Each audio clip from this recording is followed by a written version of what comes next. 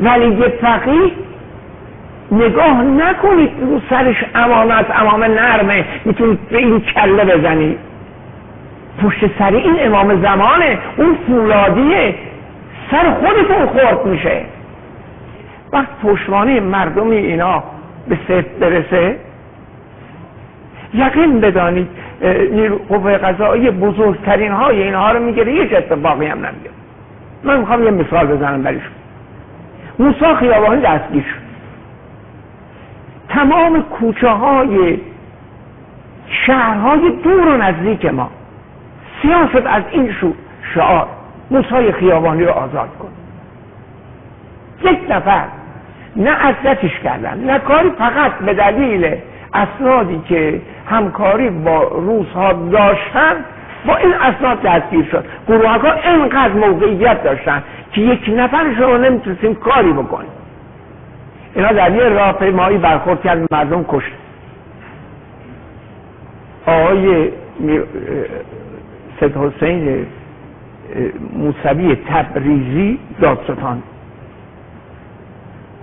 عصر اینها رو دستگیر کرد، شب کشته ها و اعدام شده های اینا رو 30 نفر رو پشت رادیو گفت. هیچ اتفاقی هم نیفتاد. به خاطر چی؟ به خاطر کشتن. مردم هرچه از اینا کشته برن به نفعشون. نیروی انتظامی از اینها بکشن، از نیروی انتظامی به نفعتون.